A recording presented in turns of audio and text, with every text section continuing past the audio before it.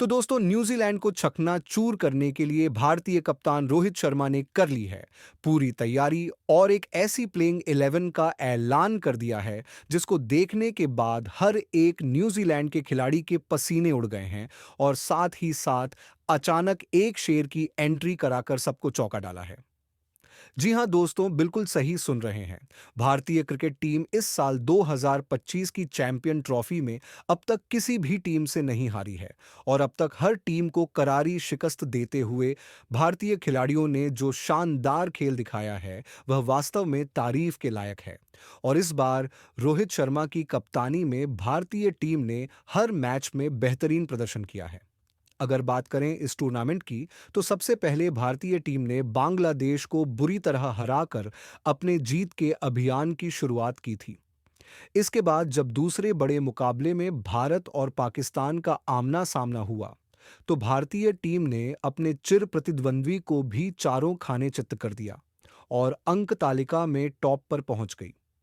हालांकि इसके बाद न्यूजीलैंड की टीम ने भी अपने धमाकेदार प्रदर्शन से सबको चौंका दिया और सबसे पहले पाकिस्तान को करारी शिकस्त देने के बाद अगले मैच में बांग्लादेश को भी हरा दिया और इस तरह न्यूजीलैंड की टीम अंकतालिका में पहले स्थान पर काबिज हो गई और भारतीय टीम दूसरे स्थान पर पहुंच गई।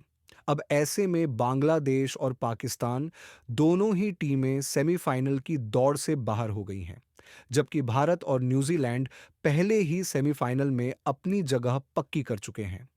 मगर आज भारत और न्यूजीलैंड के बीच ग्रुप स्टेज का आखिरी और सबसे बड़ा मुकाबला खेला जाएगा और इस मुकाबले का परिणाम यह तय करेगा कि कौन सी टीम पहले स्थान पर रहेगी और कौन सी दूसरे स्थान पर। और इस मुकाबले में जीत हासिल करके अपनी तैयारियों को और मजबूत करने के लिए भारतीय कप्तान रोहित शर्मा पूरी तरह से कमर कस चुके हैं और जिस अंदाज में उन्होंने अब तक अपनी बल्लेबाजी से जलवा दिखाया है, उसी अंदाज में अब कप्तानी में भी कई बड़े बदलाव करते हुए प्लेइंग 11 में नए खिलाड़ियों को शामिल किया है और इस नई टीम के साथ भारतीय टीम आज न्यूजीलैंड को करारी शिकस्त देने के लिए मैदान में उतरेगी।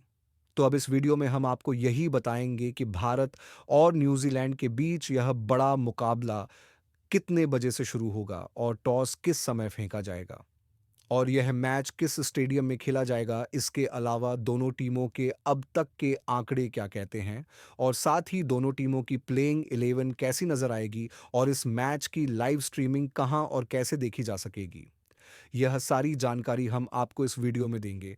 तो वीडियो पूरी तरह से मज़ेदार और जानकारी से भरपूर होने वाली है।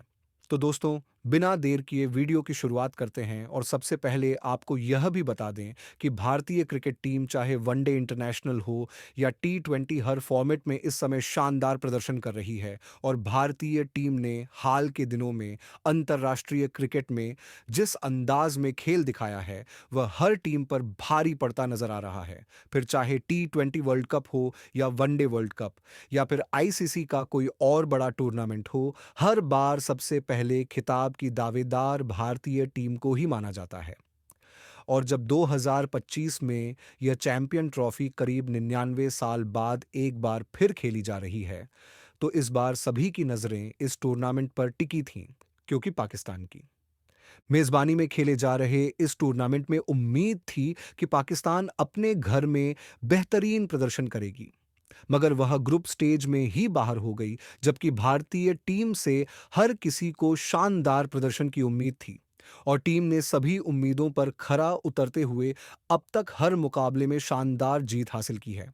जहां भारतीय टीम ने सबसे पहले बांग्लादेश को हराकर अपने अभियान की शुरुआत की थी और शानदार खेल दिखाते हुए अपने इरादे साफ कर दिए थे और फिर दूसरे बड़े मुकाबले में जब भारत और पाकिस्तान आमने सामने हुए, तो भारतीय टीम ने अपने जबरदस्त खेल से पाकिस्तान को बुरी तरह हराकर इतिहास रच दिया और सेमीफाइनल का टिकट कटा लिया। वहीं दूसरी ओर न्यूजीलैंड की टीम ने भी अपने खेल से सबको प्रभावित किया और सबसे पहले अपने पहले मैच में ही मेजबान पाकिस्तान को हराकर सबको चौंका दिया और इसके बाद जब उसका सामना बांग्लादेश से हुआ, तो उसे भी एक तरफा मुकाबले में हरा दिया और इसके साथ ही अंक तालिका में भारत को पीछे छोड़कर पहले स्थान पर पहुंच गई। तो ऐसे में अगर यह कहा जाए कि भारतीय टीम न्यूजीलैंड को बहुत आसानी से परास्त कर देगी, तो यह कहना पूरी तरह सही नहीं होगा। और चैंपियन ट्रॉफी 2025 में भारतीय टीम अपना 12वां मुकाबला न्यूजीलैंड के खिलाफ खेलने जा रही है। और यह मुकाबला ग्रुप ए में शीर्ष स्थान पर काबिज होने की लड़ाई का सबसे बड़ा मुकाबला है। जो टीम यह मैच जीतेगी वह अंक तालिका में पहले नंबर पर काबिज हो जाएगी, और जो टीम इस मैच में हार जाएगी वह दूसरे स्थान पर खिसक जाएगी। मतलब अगर आज भारतीय टीम जीत दर्ज करती है तो सेमीफाइनल में टीम इंडिया का सामना ऑस्ट्रेलिया से होगा, और अगर भारतीय टीम को इस मुकाबले में हार का सामना करना पड़ता है तो सेमीफाइनल में भारतीय टीम को दक्षिण अफ्रीका के खिलाफ उतरना पड़ेगा। इसी वजह से इस अहम मुकाबले की पूरी तैयारी के साथ भारतीय कप्तान रोहित शर्मा ने अपनी रणनीति पूरी तरह से बना ली है और बेहद खतरनाक टीम चुनते हुए प्लेइंग 11 का ऐलान कर दिया है। वैसे इस मुकाबले के लिए भारतीय टीम की प्लेइंग 11 कौन सी रहेगी? इस पर बात करने से पहले आपको इस बड़े मुकाबले के शेड्यूल की जानकारी दे देते हैं। जहां यह मुकाबला आज यानी रविवार के दिन खेला जा रहा है और भारतीय समय के अनुसार इस मैच की शुरुआत दोपहर ठीक 2:30 से होने वाली है, और उससे पहले ठीक दोपहर 2 बजे इस मैच का टॉस किया जाएगा। जहां तक इस मैच की लाइव स्ट्रीमिंग की बात है, तो इस मुकाबले का सीधा प्रसारण आपको डे हॉटस्टार पर देखने को मिल जाएगा, और डीडी स्पोर्ट्स चैनल पर यह मैच बिना किसी शुल्क के मुफ्त में दिखाया जाएगा। जबकि स्टार स्पोर्ट्स नेटवर्क पर इस मुकाबले को आप अपने टेलीविजन पर लाइव देख सकते हैं। इसके अलावा अगर बात करें भारत और न्यूजीलैंड के बीच अब तक खेले गए वनडे मुकाबलों के आंकड़ों की, तो यह आंकड़े सच में चौंकाने वाले हैं, क्योंकि अब तक दोनों टीमों के बीच कुल 118 वनडे अंतर्राष्ट्रीय मुकाबले खेले जा चुके हैं, जिनमें भारतीय टीम ने 60 मैचों में जीत हासिल की है, जबकि न्यूजीलैंड की टीम ने 50 मुकाबले जीतकर अपना दम दिखाया है। इसके अलावा दोनों टीमों के बीच अब तक 7 मुकाबले ऐसे रहे हैं जिनमें कोई नतीजा नहीं निकला, और एक मुकाबला ऐसा रहा है जो टाई पर खत्म हुआ है। ऐसे रिकॉर्ड देखकर हर कोई हैरान है, क्योंकि दोनों टीमों के प्रदर्शन के बीच का अंतर बहुत ज्यादा नहीं है, जिससे साफ है कि यह मुकाबला भी बेहद रोमांचक होने वाला है। हालांकि मौजूदा भारतीय टीम के प्रदर्शन को देखते हुए भारतीय टीम को जीत का प्रबल दावेदार माना जा रहा है, लेकिन न्यूजीलैंड की मौजूदा फॉर्म को देखकर यह कहना भी गलत नहीं होगा कि यह टीम भी बहुत खतरनाक साबित हो सकती है, क्योंकि हाल ही में न्यूजीलैंड ने वनडे फॉर्मेट में जबरदस्त खेल दिखाते हुए पाकिस्तान और बांग्लादेश दोनों को करारी शिकस्त दी है।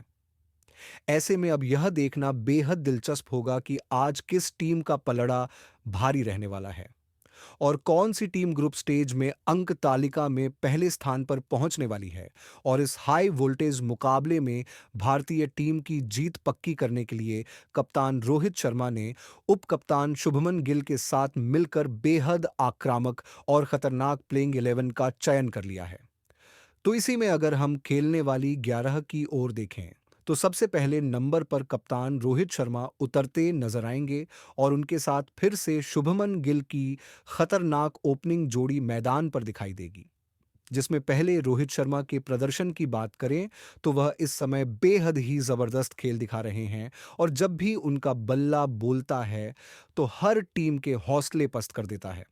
अब तो ये हाल है कि जब रोहित शर्मा क्रीज पर आते हैं तो सामने वाली टीम पहले से ही डर में आ जाती है कि जल्द से जल्द उनको पवेलियन भेजना होगा, क्योंकि अगर रोहित कुछ देर जम गए तो सामने वालों के चेहरे का रंग उड़ना तय है। वनडे में उनकी मौजूदा लय हर किसी को चौंकाने वाली है। जिस दिन हिटमैन का बल्ला आग उगलता है, उस दिन किसी और का कोई काम नहीं चलता। पिछली बार वाले मुकाबले में भी उन्होंने अपनी टीम को ताबड़तोड़ शुरुआत देने का जिम्मा संभाला था। हालांकि वह अपनी अर्धशतक पूरी नहीं कर पाए थे, मगर फिर भी उन्होंने भारतीय टीम को तेज रफ्तार वाली शुरुआत देकर अपनी खास जगह बना ली थी। वैसे उनका मौजूदा खेल पूरी तरह टी20 अंदाज वाला लग रहा है, क्योंकि चाहे टेस्ट हो या वनडे, हर जगह उनका बल्ला आग बरसा रहा है। ऐसे में रोहित शर्मा के वनडे आंकड़े देखें तो उन्होंने अब तक 770 वनडे खेले हैं, और इन मैचों में धुआंधार 49 की औसत से 1149 रन बनाए हैं। इस दौरान उनके बल्ले से 32 शतक निकले हैं और वह 2 बार दोहरा शतक भी जमा चुके हैं, तो विरोधियों को इनसे सतर्क रहना होगा। वहीं दूसरे छोर पर उपकप्तान शुभमन गिल भारतीय पारी का आगाज करने वाले हैं, जिन्हें सब प्यार से प्रिंस कहते हैं। शुभमन गिल अब विराट कोहली की जिम्मेदारी संभालते दिख रहे हैं और भविष्य में उनके ही उत्तराधिकारी बन सकते हैं। इनका बैटिंग का अंदाज बड़ा ही शानदार है और इनके शॉट इतने प्यारे होते हैं कि देखने वाले बस देखते ही रह जाते हैं। शुभमन गिल की मौजूदा लय भी बहुत ही बढ़िया है और जब यह क्रीज पर टिक जाते हैं तो गेंदबाजों के पसीने छूट जाते हैं, क्योंकि यह हमेशा सुरक्षित शॉट खेलते हैं और कोई बेकार रिस्क नहीं लेते। पिछले मैच में पाकिस्तान के खिलाफ भी शुभमन गिल ने शानदार 46 रन बनाकर भारतीय टीम की नया पार लगाई थी और भारत को 6 विकेट से जीत दिलाने में बड़ी भूमिका निभाई थी। ऐसे में शुभमन गिल की फॉर्म पर कोई शक करना बेकार है। वनडे करियर की बात करें तो शुभमन गिल ने अब तक 52 वनडे खेले हैं, जिनमें शानदार 8 शतक की मदद से 62.5 की औसत से 2734 रन बना चुके हैं और इसी दौरान उन्होंने एक दोहरा शतक भी जमाया है। अब तीसरे नंबर की बात करें तो भारतीय टीम के सबसे भरोसेमंद बल्लेबाज किंग कोहली उतरने वाले हैं, जिन्होंने वनडे में सबसे ज्यादा 41 शतक ठोककर दुनिया में सबसे ज्यादा शतक लगाने का बड़ा कमाल किया है। अगर ऊपर के विकेट गिर भी जाएं तब भी भारतीय फैंस को डरने की जरूरत नहीं होती, क्योंकि जब तक किंग कोहली मैदान पर है तब तक भारतीय टीम का बेड़ा पार होता ही है। मौजूदा दौर में क्रिकेट में अगर सबसे बड़ा नाम किसी का है तो वह सिर्फ विराट कोहली का है। पाकिस्तान के खिलाफ जिस तरह की पारी उन्होंने खेली थी, वह पारी कभी कोई भूल नहीं सकता। भारतीय टीम की बल्लेबाजी में विराट कोहली सबसे मजबूत कड़ी हैं और अगर उनके अंतर्राष्ट्रीय आंकड़े देखें तो वह किसी भी टीम को अकेले हराने का दम रखते हैं। हाल में ही पाकिस्तान के खिलाफ उन्होंने जोरदार शतक जड़ा और भारतीय टीम को शानदार जीत दिलाई। मुश्किल हालात में भी यह खिलाड़ी अपनी टीम को पार लगाता है। वनडे में उनके अब तक के रिकॉर्ड देखें तो विराट कोहली ने 299 वनडे खेले हैं और इन मैचों में 68 की जबरदस्त औसत से 14,085 रन ठोक चुके हैं और इस दौरान 73 अर्धशतक और 41 शतक उनके नाम दर्ज हैं। ऐसे में न्यूजीलैंड को उनसे बहुत बचकर रहना होगा। अब चौथे नंबर पर श्रेयस अय्यर को मौका दिया गया है, जो मिडिल ऑर्डर को मजबूती देने वाले हैं। हाल के समय में इनका प्रदर्शन बहुत ही अच्छा रहा है और घरेलू क्रिकेट में भी इन्होंने खूब रन बनाए हैं, यहां तक कि आईपीएल में भी अपनी टीम को चैंपियन बनाया। श्रेयस अय्यर का मिडिल ऑर्डर में टिककर खेलना भारतीय टीम के लिए बहुत बड़ा प्लस पॉइंट है। पिछली बार के मैच में भी उन्होंने जबरदस्त बैटिंग करके 56 रनों की बढ़िया पारी खेली थी और इसके बाद वापस लौटे थे। मगर मिडिल ऑर्डर में श्रेयस अय्यर भारतीय पारी को संभालने में माहिर माने जाते हैं और अगर शुरुआती झटके लग भी जाएं तो यह बीच में आकर संभाल लेते हैं। वनडे में अब तक श्रेयस अय्यर ने 67 मुकाबले खेले हैं और शानदार 47 की औसत से 2,673 रन बनाए हैं। इस दौरान उनके बल्ले से 21 अर्धशतक और 5 शतक भी निकले हैं, तो यह खिलाड़ी भी अकेले मैच पलटने का हुनर रखते हैं। इसके बाद पांचवें पायदान पर टीम के विकेटकीपर और बल्लेबाज के एल राहुल खेलते दिखेंगे, क्योंकि ऋषभ पंत की वापसी की आस थी, मगर ऋषभ पंत फिलहाल चोट के कारण बाहर हैं, तो फिर से के एल राहुल को ही यह जिम्मा सौंपा गया है। वैसे सूर्य कुमार यादव के पहले भारतीय टीम के सबसे बड़े 360 डिग्री प्लेयर अगर कोई था तो वह के एल राहुल ही थे। शायद आपको याद ना हो, जबकि एल राहुल अपने सबसे बेहतरीन फॉर्म में थे तब उन्होंने अपने दम पर कई मुकाबले जितवाए हैं। इस खिलाड़ी के साथ जितने प्रयोग किए गए हैं शायद ही किसी और खिलाड़ी के साथ हुए हों। के एल राहुल को कभी ओपनिंग के लिए उतारा गया तो कभी दूसरे क्रम पर भेजा गया। ये खिलाड़ी बिना किसी नानुकुर के हर जगह खेलने के लिए तैयार रहता है। चौथे नंबर की बात हो या सातवें नंबर पर खेलने की बात, यह हमेशा तैयार रहा। कभी कप्तानी का भार उठाया तो कभी उपकप्तान की जिम्मेदारी निभाई। विकेट कीपर बनकर खेलना हो या सिर्फ बल्लेबाज बनना हो, यह खिलाड़ी हर रूप में फिट बैठा है। असल में यह खिलाड़ी सच्चे मायनों में क्रिकेट का 360 डिग्री खिलाड़ी है। पिछले मैच में इसने नाबाद रहते हुए टीम को जीत दिलाई, जहां इनके बल्ले से बांग्लादेश के खिलाफ 41 रनों की मजबूत पारी आई थी। ऐसे में यह भारतीय टीम के लिए मैच को खत्म करने वाला अहम खिलाड़ी साबित हो सकता है। अगर इनके वनडे रिकॉर्ड देखें तो अब तक खेले 62 वनडे में 4.26 की औसत से 18 अर्धशतक और 7 शतक के दम पर कुल 3,355 रन बना चुके हैं। इसके बाद छठे नंबर पर आपको ऑलराउंडर हार्दिक पांड्या का तूफान देखने को मिलेगा। हार्दिक पांड्या की गेंदबाजी हो या फिर उनकी बल्लेबाजी, दोनों ही कमाल की रहती हैं।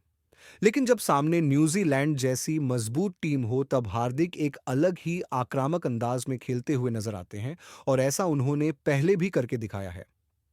अपनी घातक गेंदबाजी और विस्फोटक बल्लेबाजी से कई बार भारतीय टीम की नया पार लगाई है। इनकी फील्डिंग भी बहुत ही जबरदस्त रहती है। यह खिलाड़ी अपने जीवन में बहुत सारी निजी मुश्किलों से गुजर चुका है, मगर इसके बावजूद मैदान पर अपना 100% देता है। T20 वर्ल्ड कप जिताने में भी इनका बड़ा योगदान रहा। भले ही कुछ लोग इनकी आलोचना करें, लेकिन सच तो यही है कि मुश्किल पलों में यह खिलाड़ी टीम के लिए संकट मोचक बनकर उभरा है। जब से डेब्यू किया है तब से हर बार अपने खेल से अपनी काबिलियत साबित की है। आईपीएल में मुंबई इंडियंस की तरफ से जब ये खेले थे, तब काफी ट्रोल हुए थे। निजी जिंदगी को लेकर भी खूब बातें बनाई गईं, लेकिन हार्दिक ने बिना कुछ कहे सिर्फ अपने खेल से जवाब दिया और आखिरकार T20 वर्ल्ड कप जीतकर सबका मुंह बंद कर दिया। सच्चा खिलाड़ी मैदान पर जवाब देता है और हार्दिक ने ऐसा कर दिखाया। अगर गेंदबाजी की बात करें तो अब तक खेले 91 मैचों में 99 विकेट ले चुके हैं और बतौर बल्लेबाज 91 मुकाबलों में 33 की औसत से 1,813 रन बनाए हैं। इस खिलाड़ी से भी न्यूजीलैंड को सतर्क रहना होगा। सातवें क्रम पर आपको ऑलराउंडर अक्षर पटेल का जलवा देखने को मिलेगा। गुजरात से आने वाले इस खिलाड़ी को बापू के नाम से जाना जाता है।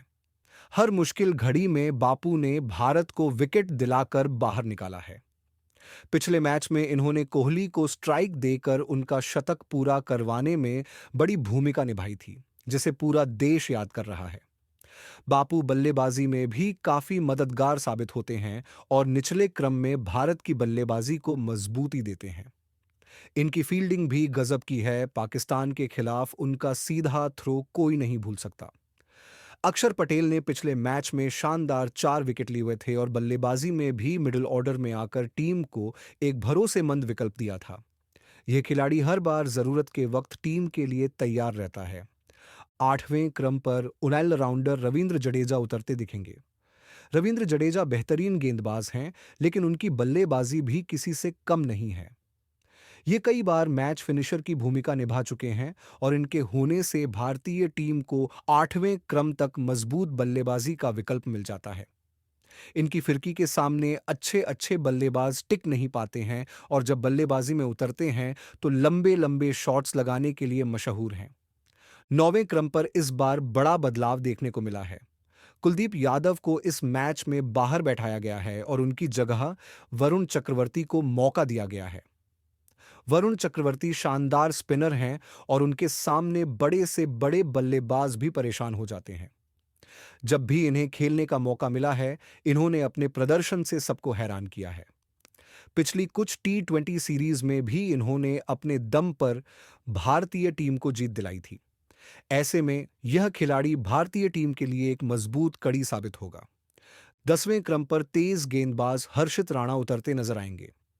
बांग्लादेश के खिलाफ जब इन्हें मौका दिया गया था तब इन्होंने शानदार गेंदबाजी करते हुए 3 अहम विकेट झटक लिए थे और बांग्लादेश की कमर तोड़ दी थी। यह उनका पहला आईसीसी टूर्नामेंट था और पहले ही मैच में ऐसा धमाल मचाया। पाकिस्तान के खिलाफ भी एक विकेट ले चुके हैं और अब उम्मीद होगी कि न्यूजीलैंड के खिलाफ भी ऐसा ही प्रदर्शन करेंगे। 11वें क्रम पर टीम इंडिया के सबसे अनुभवी तेज गेंदबाज मोहम्मद शमी खेलते नजर आएंगे। मोहम्मद शमी की रफ्तार और सटीक लाइन लेंथ का जवाब किसी के पास नहीं है। उनका अनुभव भारतीय कप्तान के बहुत काम आता है। जब भी भारतीय टीम मुश्किल में होती है, शमी ने हमेशा टीम को बाहर निकाला है। वनडे वर्ल्ड कप 2023 में न्यूजीलैंड के खिलाफ उनकी घातक गेंदबाजी किसे याद नहीं है, जब उन्होंने 5 विकेट लेकर सबको चौंका दिया था। बांग्लादेश के खिलाफ भी शानदार गेंदबाजी करते हुए 10 ओवर में सिर्फ 53 रन देकर 5 विकेट झटके थे। ये खिलाड़ी मौजूदा समय में आईसीसी टूर्नामेंट में भारत के लिए सबसे ज्यादा विकेट लेने वाले गेंदबाज हैं। पाकिस्तान के खिलाफ विकेट भले न मिला हो, लेकिन उनकी गेंदबाजी इतनी सटीक थी कि रन बनाना मुश्किल हो गया था। ऐसे में न्यूजीलैंड को शमी से बचकर रहना होगा। ये थी वह खतरनाक प्लेइंग 11 जिसे भारतीय कप्तान रोहित शर्मा और उपकप्तान शुभमन गिल ने मिलकर चुना है। आपको क्या लगता है, इस प्लेइंग 11 में कोई और बदलाव जरूरी था या नहीं? अपनी राय हमें कमेंट में जरूर बताएं और अगर नए हैं तो चैनल को सब्सक्राइब करना बिल्कुल ना भूलें। धन्यवाद। जय हिंद।